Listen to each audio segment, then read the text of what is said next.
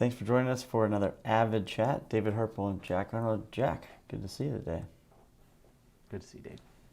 Not sure where everybody else is, but it's cold and wet in Florida today, and it's it's not what we're used to, but here it is. We got to deal with it. I got a hoodie on. I'm so cold in the house. Yeah, this is like one of those this is like the one winter day of the year that's like, man, what a horrible day outside when it's like raining and it's like 50 degrees outside. Yeah. Which seems like it's probably every day if you live up north for 3 months, but Yes. yeah, it's pretty rough outside. Yeah, but it is what it is. Thanks for joining us. If you are going to listen today, we're just going to talk really about not so much what happened last year and recapping, but really where the sentiment is today and some observations that we feel as professionals in the business now, 15 pushing 20 years, have seen things unfold similarly over chunks of time. And I think we're in this period right now, Jack, where, for all intents and purposes, since the summer of 2020, U.S. stocks and global markets have been on a straight trajectory up. And then there were some highlights, some one-offs last year, I think, that really set the stage off. And today we're experiencing some, I don't know if you call it some turmoil or some setbacks. So let's just kick it off with, let's think back to where we were about this time last year. And really some of the hot things going on were those speculative type of investments that we talked about, right? The game stocks, the AMCs, cryptocurrency was in there, and all these things where the returns were so wild that people were almost like, U.S. stocks, why would I want to do something like that? Yeah. Well, I do think that, so what we originally were going to do is like a year end, like talk about 21 thing, and then we recorded it and we thought, this is so boring. We're just like, there's just numbers, and like it's the worst. Like there's a million of those out there, and it's very dry. But it did get the conversation going with, there were some things going on last year. Obviously, talking about the meme stock stuff. You have GameStop, AMC. There's a bunch of other ones. We did another video on just like how they've done since kind of their peak. Peloton, I think, has been in the news quite a bit. There's just a lot of these stocks that around COVID, the beginning of last year, very odd markets where you're having things go up 100% or 1,000%. It seemed like over the course of a few weeks, and it's just like insanity is just so much up and down. But even things that weren't like that, like just IPOs and like the whole SPAC thing and all these kind of speculative investments where these things are going just crazy. And it seems to have gotten to the point where, 10% up is fine, but I need 10% like a day, like is really what my expectation is of what a good return is. And I do think that a little bit of that, maybe some crypto stuff, like just the way some of these things have just taken off is kind of, maybe broken people's expectations as to what the long term should be in terms of what you can expect from any kind of investment. So, yeah. So what broken meaning historically, let's put this into perspective, since they've been recording U.S. stocks, I think the U.S. stock market has done maybe not 9% or so historically on average every year, if you look at 100 years of investing. And if you know about averages, it's not just a straight line. So you're up 30, you're down 5, you're up 10, you're up 10, you're down 12. It's all over the place. And what you're saying is, to get that 9% average, you do have to go through these periods of ups and downs. But if you've experienced 30% in a day, 550% in 12 months, whatever the case may be, it's hard to really say, I'm going to stomach these ups and downs and only get 9. Yeah, it seems boring. If I'm just getting like plugging away at my, high single digit, low double digit type of returns on a regular basis, if that's what I'm getting, there's almost this urge to like, yeah, I know, but that's great, but X did 50. Why didn't I get a little bit of that? And trying to, kind of chase things around. Like 2 points would be, one is, if you think about the last time we had a really like prolonged kind of bear market, like where things have gone down, It's been down for a while. It doesn't make new highs for an extended period of time. I mean, really, it was like that 07, 08, 09 type of situation where, like, from Yep. I think peak to peak, it was like 5 years or something. The peak in '07 till maybe 12 or so when it kind of breached that. That's how it's been since then, since we've had a situation like that where there's been an extended period of time between kind of all-time highs. Even now, even if you go back to COVID, or even if you go back to 2018, like where you had these quick drops, 20%, whatever it was, it came back pretty quick and went on to make new highs pretty quickly within months. Like it just wasn't a really long time. And the fact that that '07, '12 time frame was, I mean, honestly, at this point, 10 years It's plus 10 years. ago, Yeah. if you're a person who is working, you're successful in your career, you're saving money, and you're 35 years old, 37 years old, it's been a really long time since you've had one, probably ever, significant assets invested in the market, not like $1,000, like two, Right. three, $500,000 invested in the market, and seen an extended drop for an extended period of time. And if you've never been through that, it's hard to tell you exactly how it feels until you go through it. And everybody, That's right. at some point in their investing timeline, is going to go through it. That's kind of the price of admission.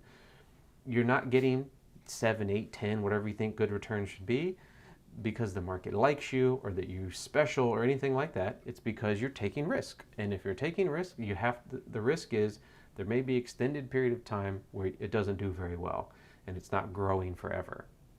So the meme stock thing, I think, is just that to level 10, but in everything that's true. It's people's, the idea that stocks should go up 15% and I should just get this constant return. And yeah, every once in a while it goes down, but 6 months later it's back to where it was and even further. If that's all that you've experienced, you somehow, some way need to prepare yourself for the fact that at some point, and this is not like to scaremongering, it's just a fact. It's just what's going to happen. Right. There will come a time, whether this is the beginning of that, or if it's going to happen 2 years from now or something. But there will be a time. So you just have to prepare yourself for that. And I think some of the events over the last few years have made people think that that's just not something that it's going to happen anymore. Yeah. And I think it's easy to look back at those periods and say, oh yeah, but that was the financial crisis, or that was the housing bubble, or that was the dot-coms. But it's always something looking back. But going through it, you just don't know. I mean, even back to those periods, even when the reports come out of the economy and how it's doing, or positive or negative, it's 6 to 10 months behind when it actually happened. So they come out and say, oh, now we're in a recession.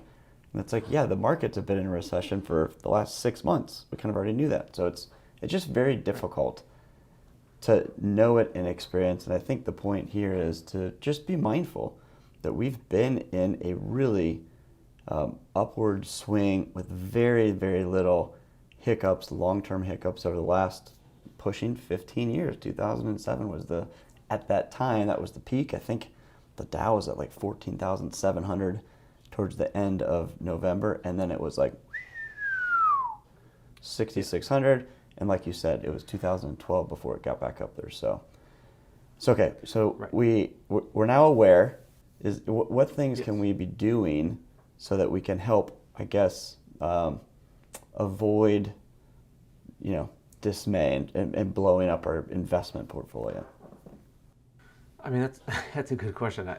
I mean, again, these are things we've talked about before.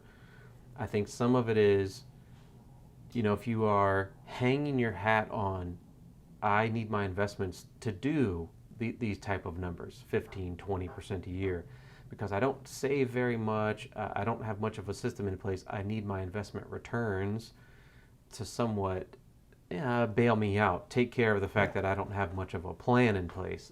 I just kind of randomly do stuff. And if they don't kind of blow it out of the water, I'm going to be in a tough spot. So it would be mainly have some kind of plan in place where you're not so reliant on what the market does from day to day or month to month or even year to year, where it's like you have some kind of a repeatable process that you can take advantage of the longer term performance of the market and not have to rely on it doing 15% a year or something, which I think is probably an unrealistic expectation over the long run in your account. We've said this a million times. We said this in other videos. I think it's pretty much like it's the same thing all the time. It's, diversification, rebalancing, and having realistic expectations as to what your investments can do over the long run. And if you have those things done and you have them in check, that's about as much as you can control.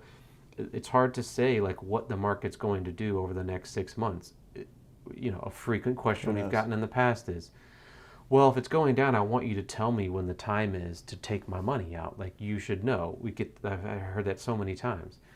Yep. And I wish that I could do that. The problem is I don't necessarily know that this 10% drawdown is the one that's leading to the 20, that's leading to the 50, or if this is that 10% drawdown that goes to 11 and then goes up 100%. I don't really know, and nobody does. So it's more just to have diversification, rebalance, have realistic expectations, and just know that you're going to have ups and downs in the market. And if you've never really experienced a prolonged kind of bear market with stocks, something that lasts 12, 18, 24 months between, call it new highs in your investments, that's a real possibility.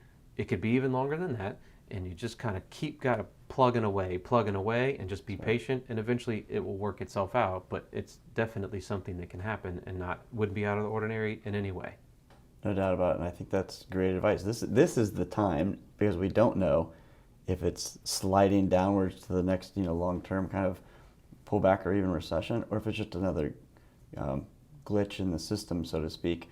So take the time now to understand where you're at and put some sort of plan together so that you're not worried about it. And if anything, we've said this before, the periods to which you want to be greedy is when, Warren Buffett says it, everybody else is fearful.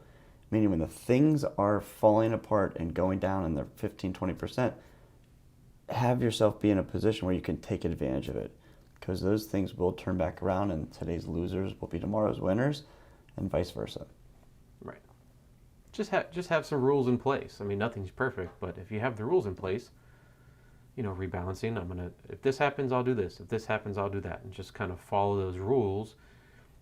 Some kind of rebalancing rule, or some kind of, I'm putting $1,000 a month or $5,000 a month, whatever it is. I'm going to add it to this account. Here's how I'm going to spread that out. I have these rules set up ahead of time. I know these things will go up and down.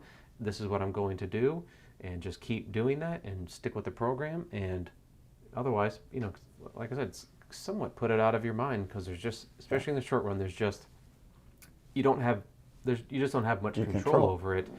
Exactly. And then trying to exert control over it, that's just going to drive you crazy. And that's when you end up messing up, is, trying to control things that you just don't have any control over or can predict at all.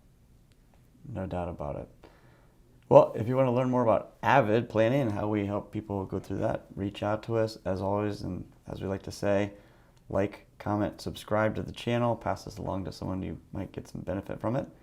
And Jack, as always, good to see you.